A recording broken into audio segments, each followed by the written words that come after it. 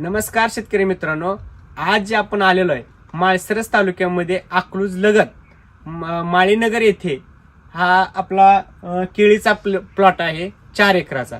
तर हा प्लॉट 100% विषमुक्त आणि 1 ग्रॅम ही ह्याला केमिकल किंवा कोणताही फवारा नाही असा एससीटी वैदिकचा केळीचा प्लॉट आहे.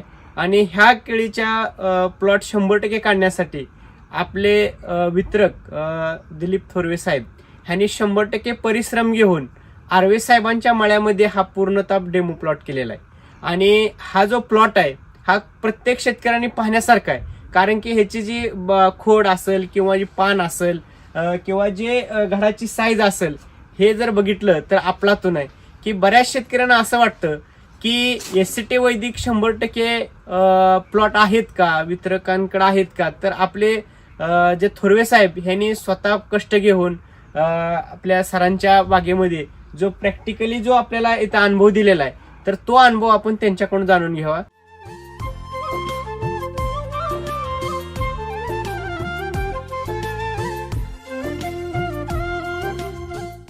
नमस्कार सर. नमस्कार.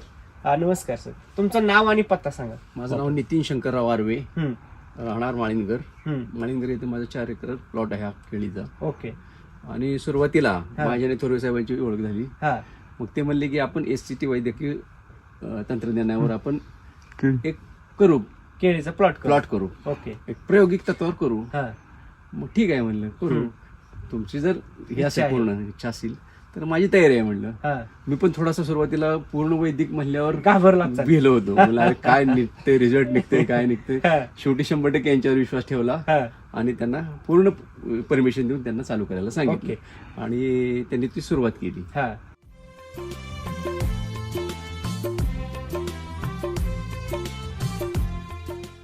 म्हणजे सुरुवातीला रोप लावल्यापासून एसटी वैदिक अगदी पहिल्यापासून 1 ग्रॅम सुद्धा आम्ही ह्याला केमिकल वापरलेलं नाही. 1 ग्रॅम सुद्धा. मला सांगा, आता जे आपण हे बघतो ही क्वालिटी किंवा हे झाड वगैरे, तुम्ही आतापर्यंत जी शेती करता ही किती दिवसापासून शेती करताय? मी 20 वर्ष शेती करतोय. 20 वर्ष. आता तुम्ही इतर पण बागा बघताय केळीच्या आणि आपली पण बाग बघताय, तर तुम्हाला काय बदल वाटतोय? कसं आहे माहितीये का, की मूळ म्हणजे केमिकल वापरून जेवढे तुम्हाला उत्पन्न मिळतं ते एससीटी वैदिक वापरून तुम्हाला तेवढं मिळू शकतं. हे मूर्तिमंत उदाहरण म्हणजे थोरवे साहेबांनी केलेला माझा प्लॉट. ओके. म्हणजे पहिल्याच वर्षी म्हणजे ह्या रानात तुम्ही ह्याच्या आधी पण वापरलेलं नाही, कधीच नाही. म्हणजे जर ह्याच्या आधी जर ह्या रानात 5 वर्ष 6 वर्ष वापरला असतं तर आज काय चित्र असलं असतं? आज तर म्हणजे काय म्हणते, सोन्याहून पिवळं दिसलं असतं मला. बरोबर. म्हणजे राम सर नेहमी म्हणतात की तुम्ही जर सातत्यानं वापरत गेला तर तुम्ही जे बघितलं नाही ते बघू शकता. बरोबर. अगदी रस्ता.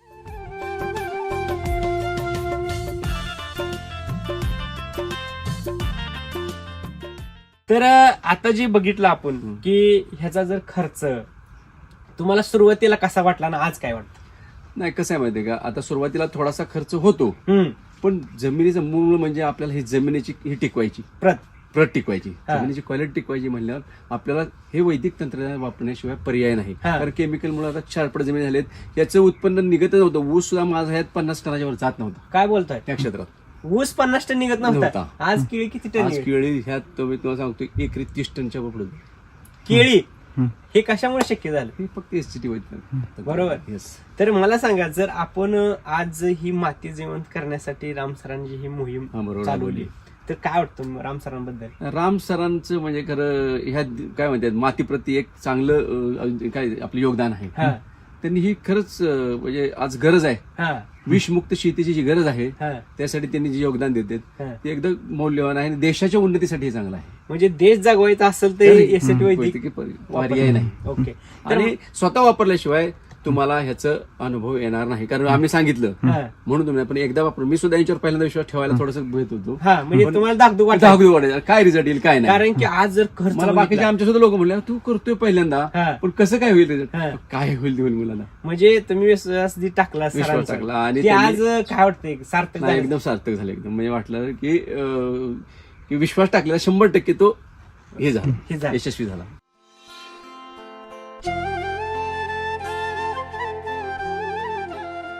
आता जे आपण ह्याला भेसळ डोस काय दिले काय नाही तर आपण हे थोरवे सरांकडून जाणून घेऊ. नमस्कार सर. नमस्ते. तर तुम्ही हे जे एकदम तुम्ही जीव ओतून ह्याच्यामध्ये लक्ष देऊन काम केलेलं आहे, तर तुम्ही असं काय केलं की तुम्ही एवढं सुंदर बाग फुलवली, एवढा चांगला तुम्ही घड आणला आणि आज तुम्ही एक्सपोर्टला बी काय त्याचं माल गेला. तर मला तुम्ही वन डे पासून जे आजच्या डेट पर्यंत ही जी लागवड किती झाली, किती अंतरावर लागवड केली, ह्याचा तुम्ही एक सविस्तर खुलासा द्या जरा. आपली लागवड सप्टेंबर अखेरला झालेली आहे. 19 ऑक्टोबर 19 ऑक्टोबर 19 ऑक्टोबरला लागवड 19 झाली. ऑक्टोबरला. आणि दोन्ही अंतर ह्याचं अंतर 5x9 झिगझॅग ठेवलंय. 2 ओळीतलं अंतर 5 फूट, सिंगल ड्रीप आहे. ह्याला खांदी नाही, बांधणी नाही. 70-30 फॉर्म्युल्यानुसार हे क्षेत्र केलेलं आहे. म्हणजे खांदी बांधणीचा विषय नाही. 70% जागा पिकासाठी, 30% जागा आपल्याला येण्या जाण्यासाठी, अशा पद्धतीने 70-30 फॉर्म्युल्यानुसार केलेलं आहे. तर ह्याला खांदीचा विषय नाही, बांधणीचा विषय नाही.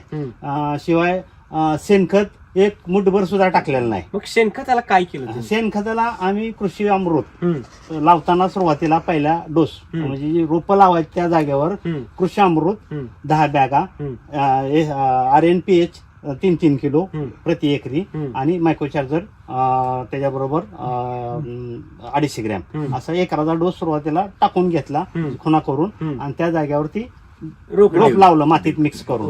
तिथनं पहिली सुरुवात ह्या क्षेत्रात आणि ह्या पिकासाठी प्रथम झाली. आणि व्हरायटी कोणती निवडली? व्हरायटी ह्याला बी किसानची G9+ निवडलेली आहे. आणि ही आपल्याला 5 वर्ष कंटिन्यू चालवायची व्हरायटी.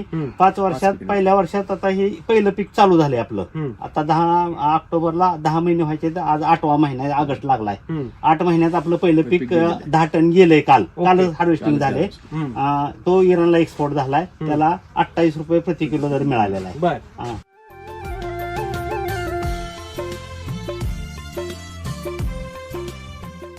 दर पण एकदम चांगला भेटला. भेटला. मग मला सांगा, आता केळीमध्ये व्हायरसचा खूप प्रॉब्लेम आहे, दुसरी गोष्ट मच्छरचा प्रॉब्लेम आहे, चिलिंगचा प्रॉब्लेम आहे, असं काय तुम्हाला ह्याच्यामध्ये जाणवतंय का? आता चिलिंगचा प्रॉब्लेम हा नेहमी थंडीत येतो. थंडीत येतो आणि ह्या दिवसात चिलिंगचा प्रॉब्लेम नाही येत, पण ह्या दिवसात डासाचा प्रॉब्लेम बऱ्याच वेळा येतो मच्छरचा. तर त्याच्यासाठी आपण फ्रूट केअर म्हणून सुरुवातीला डिसीज फायटर, पेस्ट फायटर ह्याचा वापर केला. दुसऱ्यांदा क्वालिटी चार्जर, फ्रूट चार्जरचा क्वालिटीसाठी वापर केला. आता एक स्प्रे झालेला आहे, आता दुसरा स्प्रे भिजाय घातलेला आहे तिथं. तो आता परत उद्या दुसऱ्या लॉटला होणार आहे. आणि हे जे डोस आहेत, पहिला डोस टाकल्यानंतर 2 महिन्याने दुसरा कृषी अमृत परत 10 पिशव्या आणि सगळे तुम्ही 4 डोस केले. आपल्या RNPH जे आपलं शेड्यूल आहे त्याप्रमाणे सगळे 4 डोस केले. मग मला सांगा, साधारण आपला खर्च किती झाला? साधारणतः एकरी 1 लाख रुपये आपल्याला सॉइल चार्जर टेक्नॉलॉजीचा खर्च आलेला आहे. SCT वैदिक वर तुमचा 100% 1 लाख रुपये खर्च आले. ओके. आता तुमचं एक विशेष म्हणजे ह्याला एक ही तुम्ही कुठला खालून रासायनिक नाही. दुसरी गोष्ट फवारणी नाही. दुसरी गोष्ट म्हणजे ह्याच्यामध्ये करपा वगैरे कुठलाच नाही. तर मग ह्याच्यासाठी तुम्ही काय केलं? ह्याला जे शेड्यूल आहे आपलं केळीचं, त्याच्या गरजेनुसार म्हणजे तुम्ही शेड्यूल पेक्षा जास्त वापरले. थोडं शेड्यूल पेक्षा जास्त वापरलं, पण गरजेनुसार जे ज्या वेळेस लागतंय त्यावेळेस त्याला ती SCT वैदिक मधून देण्याचा प्रयत्न केला आपण. ओके.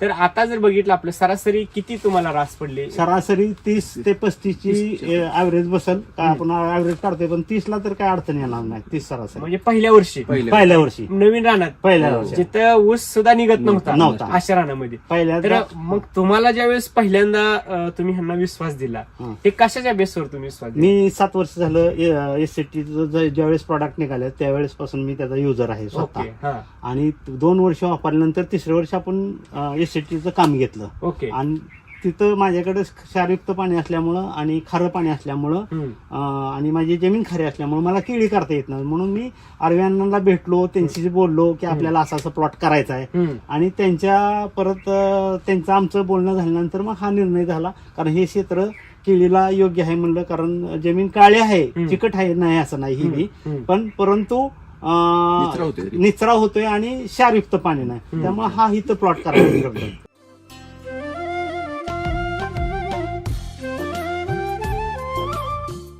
मला सांगा, आता जर ही माती बघितली, ह्याच्या आधी मातीची परिस्थिती आणि आताच्या मातीच्या परिस्थितीमध्ये काय बदल वाटतो? खूप बदल झालेला आहे, भुसभुशीतपणा आलेला आहे. आणि मुळ्याची जी डेव्हलपमेंट आहे ती फास्ट. आता तुम्ही जर बघितलं तर उघड्या मुळ्या वर आलेल्या दिसतात तुम्हाला खाली.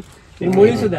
आणि आता जर आपण बघितलं तर पान जर बघितलं आपलं हे आता हे तुम्ही पिल्लू धरलेलं पिल्लूच आहे. आहे. बघा आणि विशेष बघा बरेच शेतकरी पूर्ण माल हार्वेस्ट व्हायच्या जवळ आल्याशिवाय पिल्लू पिल्लू धरत धरत नाहीत. तर आज तुमचं जर पिल्लू बघितलं सर आमचं 5 महिन्याचं आहे पिल्लू आज. पिल्लू 5 महिन्याचा 5 महिन्याचं. आणि इकडं घड बघितलं तर हा घड आहे. असं कुठं बघायला भेटतं का? नाही असं एका टायमाला तुम्हाला बघायला मिळणार नाही. आज बऱ्याच शेतकऱ्यांकडं माल असा आहे पण त्यांच्याकडे पिल्लू नाही. एवढं आहे पिल्लू. तर ह्याच्यापेक्षा नाही, लहान नाही, आहे. नाही, पिल्लू राखतच नाही. पिल्लू राखत नाही. घड गेल्याशिवाय पिल्लू राखत नाही. पण आज जर हे पिल्लू बघितलं तर लोक म्हणतात की पिल्लू असल्यावर घडाची साईज Size वाढत वाढत नाही. पण इथं एसटी वैदिकची जी ताकद आहे ही आपल्या लक्षात येते की तिथे घडाबरोबर पिल्लू पण आहे आणि घड पण 30-35 किलोच आहे. हा घड गेल्यानंतर बरोबर 6व्या महिन्यात हिचं हार्वेस्टिंग येणार आहे. हा म्हणजे आता दुसरं पीक. इथनं पुढचं आमचं प्रत्येक खडव्याचं पीक आहे ते सहा तर दर 6 महिन्याला कटिंगला येणार आहे बरं. आणि ही एसटी वैदिकच्या जोरावरच येणार आहे.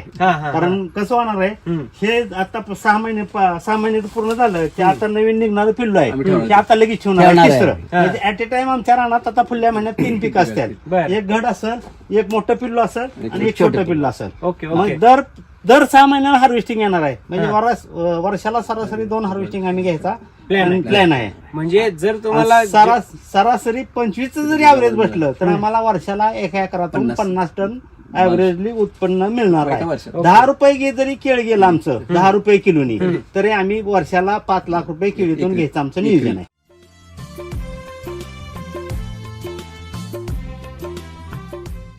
ओके मग एवढं धाडस किंवा एवढं जे तुमचं जे आत्मविश्वास कशामुळे बळकटला? हा एसटी वैदिकचा जो वापर करतोय मी 7 वर्ष त्याच्या जोरावर हा अनुभवाने आलेला अनुभव आहे. म्हणजे ओके पण आता काय होतं की बरेच शेतकरी म्हणतात की एसटी वैदिक महाग आहे आणि तुम्ही मार्गदर्शक आहे आणि ह्यांची शेती आहे मग तुम्ही कसा काय विश्वास टाकला एवढं महाग असताना वगैरे काय वाटतं तुम्हाला? नाही काय माहितीये का ते म्हणले होते की सुरुवातीला तुम्हाला खर्च वाटेल थोडा जास्त आहे पण तुमच्या जमिनीची जी क्वालिटी आहे ती मेंटेन करणं महत्वाचं आहे. कारण जमीन आता सगळ्या क्षारपड व्हायला लागलेत आणि पिकात त्यात म्हणजे जमिनीत काहीच राहिलेलं नाही. ते जर टिकवायचं असेल तर तुम्हाला एसटी वैदिक जर वापरा. थोडं सुरुवातीला खर्च होईल पण तुम्हाला पुढं त्या जमिनीतून उत्पन्न याच्यापेक्षा जास्त मिळून लागेल. ओके म्हणजे हे जे इन्व्हेस्टमेंट आहे जे इनिशियल इन्व्हेस्टमेंट इनिशियल इन्व्हेस्टमेंट आहे. तर मला सांगा सर एका बेसल डोसचा साधारण तुम्ही किती खर्च केला आहे? 29,000 रुपयेचा एका डोसला खर्च येतो. म्हणजे 29,000 रुपये प्रति डोस प्रति एकरी तुम्ही डोस केलेला आहे आणि आज ते जर आपल्याला ही जी बघतोय आपण तर बेनिफिट पुढचे डोस कमी आहेत कारण ज्यावेळेस एसएसएमचा आपण डोस टाकतो त्यावेळेस 12-13 रुपयेच खर्च येतो. पूर्ण 4 जर घेतलं तुम्ही आणि 2 टाकलं तर जास्त खर्च येत नाही त्यावेळेस पुढच्या पिकाला पुढच्या नाही ह्याच्यातला दुसरा डोस आहे ते तिसरा डोस आहे असा त्याच्यात खर्च कमी होतोय ना आपला. Okay okay okay. तर आता जे सगळे शेतकरी आहेत आपल्या माळशिरस मध्ये असेल किंवा इकडं करमाळा भागामध्ये केळी खूप प्रमाण आहे आपल्या अकलूजपर्यंत तर अशा शेतकऱ्यांनी काय संदेश देऊ इच्छितात? त्यांनी 100% एसटी वैदिकवर केळी करावी पूर्ण शेड्यूल नुसार करावी तर 100% यशस्वी होती. ही इथं येऊन त्यांनी स्वतः डोळ्यांनी बघून जावं. हा म्हणजे आमच्या व्हिडिओ न क्षेत्रात बघता स्वतः स्वतः येऊन पाहून कारण हा प्लॉट अजून 1.5 महिना चालणार आहे त्यामुळे त्यांनी बघायला त्यांना अवधी आहे त्यांनी येऊन बघून जावं. Okay okay.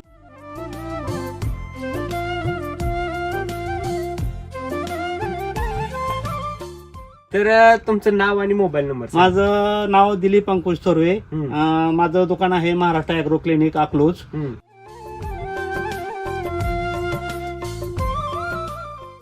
आता जर बघितलं हे जर वादा जर बघितला तर बरेच शेतकरी वाद्यासाठी खूप काम करतात तर तुम्हाला असं काय वेगळं करता लागलंय का? काही सुद्धा करणार लोक 3 जीएच स्प्रे घेतात वाद्यावर वादा चांगला व्हावा म्हणून. आम्हाला कुठलाही स्प्रे घ्यावा लागणार नाही. आम्ही फक्त क्वालिटी चार्जर फूड चार्जर आणि पेस्ट आणि डिसीज एवढेच 2 प्रकारचे स्प्रे घेतले. ओके ह्याचा बुंदा बी आपल्याला बघायला भेटेल. सगळ्या गोष्टी जर आहेत ते आपल्याला व्हिडिओ मध्ये सगळ्या बघायला भेटतात. ओके धन्यवाद. धन्यवाद.